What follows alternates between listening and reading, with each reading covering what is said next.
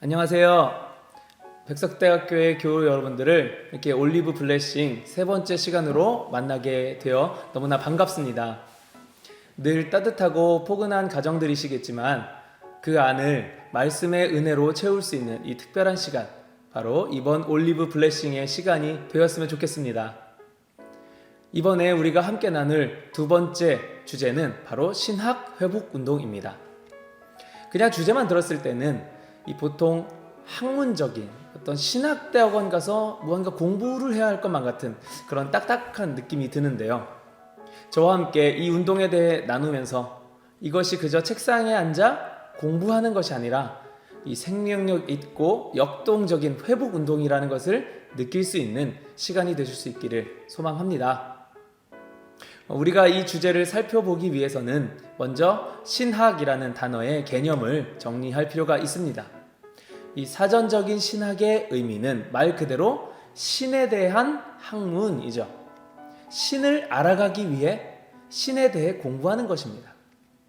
이것은 지식적인 접근이라고 할 수 있어요. 어떤 사람이나 사물, 또 상황 등에 대해 이해하기 위해, 알기 위해 공부하고 분석하듯이 우리의 신이신 이 하나님을 분석하고 또 하나님에 대해 공부하는 것, 이것이 지식적인 의미의 신학입니다. 하나님의 생각, 또 하나님의 관심, 하나님의 뜻, 하나님의 스타일, 이런 것들을 우리가 지식적으로 연구하고 배우는 거죠. 바로 이런 것들을 지식적으로만 접근할 때 신학은 다른 여러 가지 학문들 중에 어떤 한 학문으로만 머물게 될 것입니다. 그렇다는 것은 특별히 하나님에 대한 어떤 믿음이나 신앙 없이도 신학을 공부하는 데는 문제가 없다는 뜻이 됩니다. 그저 지식적으로 이 정보로만 신학을 습득하기 때문이죠. 이것은 곧 하나님에 대한 진정한 알미 아니라 신학에 대한 알미다 라고 저는 이렇게 이야기하고 싶습니다. 취업이나 입학 이런 것들을 위해서 우리가 이력서를 제출하죠. 그 이력서의 목적, 그것은 그 이력서를 받는 그 심사위원들로 하여금 나라는 사람을 어필하기 위해, 알게 하기 위함이죠. 자, 그런데 그 심사위원들이 그 이력서를 보고 나라는 사람에 대해 공부하고 또 분석한다 하여서 그것이 나라는 사람을 다 알게 된 거다라고 할 수 있을까요? 물론 이력서에 기록된 그 정보를 습득하는 그 정도만큼은 알게 되겠죠. 하지만 그 사람의 본질은 결코 이 정보만으로는 알 수가 없는 겁니다. 진정으로 그 사람을 알기 위해서는 그 사람과 관계를 맺고 또 사귀어 보아야 알 수 있는 거예요. 그 사귐의 깊이가 깊을수록 더 많이 알게 될 것이고요. 이렇게 그 사람에 대해서 알아가기 위해서는 그 사람과 사귀어야 한다라고 했는데, 자, 그렇게 사귀려고 한다면 사귀기 위해서는 무엇이 필요할까요? 네, 바로 그 사람을 알고 싶어 하는 그 바램이 있어야 하겠어요. 그 사람과 친해지고 싶지도 않은데 그 사람을 알려고 할 마음이 들진 않을 테니까요. 그 사람을 알기 위해 먼저 그 사람에 대한 정보를 알아냅니다. 그 사람이 무슨 음식을 좋아하는지, 어떤 스타일인지, 어떤 취향인지, 그리고 그 정보를 토대로 그 사람과 이제 시간을 보내고 관계를 맺어가죠. 그렇게 되면 그 전에는 정보로만 접했던 그 사람에 대한 어떤 정보에만 한정되어 있던 그 사람에 대한 것들을 이제 진정으로 알아가게 되는 것입니다. 신학이라는 것은 이렇게 하나님에 대해 처음에는 지식적으로 알기 위해 하나님에 대한 정보를 얻고 또 공부하고 하나님께로 다가가다가 결국 하나님과 인격적으로 사귀고 교제하는 가운데 그 관계를 통해 하나님의 본질에 대해 우리가 알게 되는 것, 이것을 말하는 겁니다. 신학이 학문적이고 딱딱하게 느껴지는 이유는 바로 하나님에 대한 알미, 그 지식에만, 정보에만 머물기 때문이에요. 진정으로 하나님을 안다라고 하는 것은 결국 하나님을 경험함으로만 얻을 수 있는 알미고, 하나님에 대한 경험은 하나님과의 인격적인 만남과 교제 안에서 얻어지는 것입니다. 자, 이렇게 신학 회복 운동은 그동안 하나님에 대해 지식적으로만 알았고 그것만 가지고 하나님을 알고 신앙이 좋다라고 여기며 살았던 우리의 이 신학 개념을 진정으로 하나님을 아는 경험적 알므로서의 신학으로 회복하자라는 운동인 것입니다. 하나님을 경험적으로 안다라는 것은 하나님의 뜻과 하나님의 생각, 그리고 하나님이 뭐 좋아하시거나 싫어하시는 것 등을 하나님과 사귀어 경험을 통해 알게 되는 것이고, 또 우리도 그것을 공유하여 그런 하나님의 뜻과 생각에 우리도 순종하는 행동이 나타나는 것, 이것이 바로 신학이 우리 안에서 회복되는 것입니다. 지식적으로만 하나님을 알 때에는 그 정보는 알았지만 그 뜻을 내 뜻으로 여겨서 순종할 수 있는 마음은 없었습니다. 말 그대로 그냥 아는 거죠. 하지만 하나님을 사랑하기 때문에 하나님에 대해 진정으로 알고 싶은 바람이 있다면 하나님을 설명하는 그 정보만으로는 그 관계에 만족하지 못하게 되는 겁니다.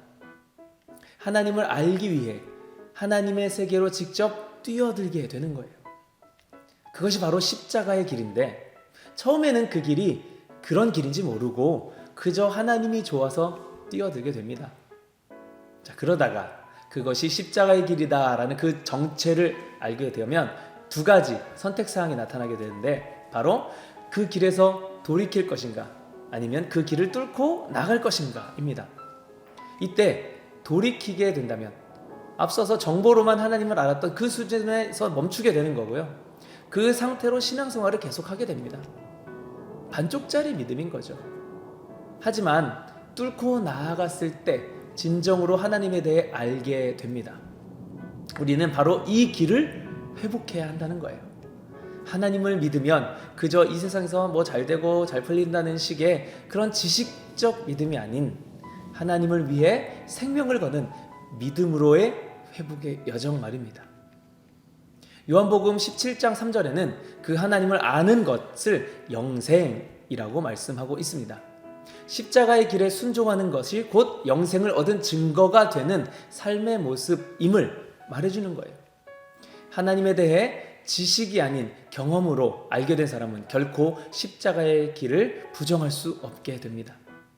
이는 곧 그 사람이 이 땅에서는 환난을 당할지라도 하나님 나라의 영생을 사랑하는 사람임을, 영생을 사모하는 사람임을 입증해 주는 바로 그런 삶을 살게 된다는, 즉 신학이 회복된 삶을 사는 모습으로 나타난다라는 것이죠. 이러한 확실한 변화로 신학이 회복된 삶의 모습이 나타난 성경의 대표적인 인물, 바로 사도 바울입니다. 사도행전 9장을 보면 바울이 다메섹 도상에서 예수님을 만난 후 그의 삶의 방향이 완전히 바뀌게 되는데, 바울이 예수님을 만나기 이전의 삶은 어땠나요? 그가 하나님을 사랑하는 마음이 부족해서, 하나님에 대한 어떤 지식이 부족해서 그리스도인을 핍박했던 게 아니라 단지 하나님에 대한 인격적 경험이 없었기 때문이었습니다.